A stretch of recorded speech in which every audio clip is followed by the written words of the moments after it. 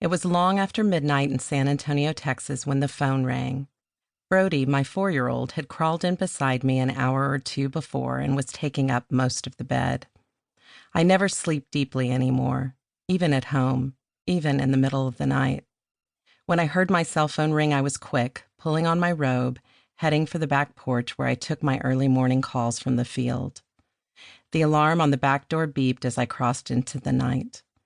Steps away from my sleeping husband and sons, I suddenly felt as distant from them as I did during my trips to Central Africa, where I slept alone in a tent, surrounded by the snoring of hundreds of men, where being so far from my family was a physical ache in my chest. Laren Poole's voice came through the static of his satellite phone. Laren managed the operations of our mission in the field. His voice rippled with urgency as he spoke the words, the coded phrase we had devised should a moment like this ever arise.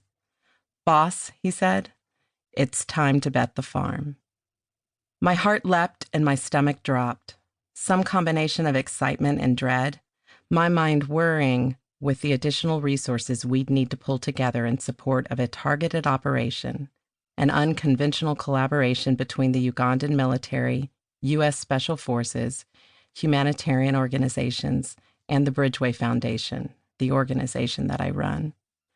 Our cobbled-together alliance of private and public, military, and humanitarian organizations was piloting a new way of trying to stop mass atrocities, and Laren's words were the signal that it was time to go all in on our mission to catch Joseph Kony.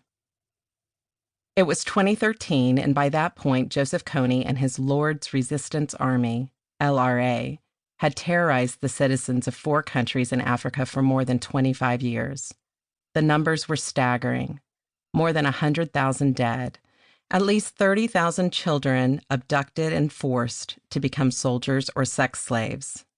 At the height of the conflict, 90% of the northern Ugandan population, almost 2 million innocent civilians, were forcefully displaced and put under curfew by the Ugandan military in their attempts to counter the LRA. Government troops denied civilians access to their land, and they were crowded into squalid camps, caught in the midst of a brutal war. Even those devastating figures don't fully describe the suffering unleashed by the LRA. Their violence was especially brutal, often worse than I'd seen elsewhere in my human rights work. Kony and his army were setting a bar for evil in our world and kept raising it. In 2005, when the International Criminal Court in The Hague issued its first ever arrest warrants, indictments were handed down against Joseph Kony and 4 other LRA leaders for war crimes and crimes against humanity. 3 of the 5 indictees, including Kony, were still at large, and the violence against the innocent had only worsened. For a decade, Kony had been like a ghost, invisible except in the stories of those who had escaped from his army or survived LRA attacks. Over the last 5 years, all of the information our shared mission had gathered had made us fairly certain we knew the general area in which he was hiding, but pinpointing his exact location in that terrain was nearly impossible. On bad days, I often wondered whether our hope of capturing him and bringing him to justice was nothing more than a moonshot. But now our target had materialized clearly in our sights.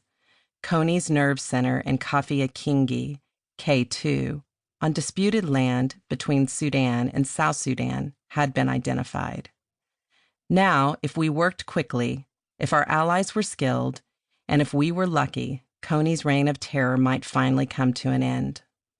Laren and I couldn't talk specifics over the satellite phone. It wasn't secure. It would be another week before he could brief me on the new intelligence that had bolstered his confidence that this time we could catch Kony. I sat on the back porch watching the sun start to rise. I had waited for this moment for almost 3 years, yet the surge of excitement and enthusiasm was muted by exhaustion. I was tired and alone. Laren, my sounding board and partner in the operation, was half a world away and not around to answer the many questions racing through my mind. And I was all too aware that history was not on our side. One of the last times there had been confirmation of Kony's hideout was in 2008, when Ugandan, Congolese, and southern Sudanese forces, with advisement from the U.S. military, had launched a joint assault on the LRA camp.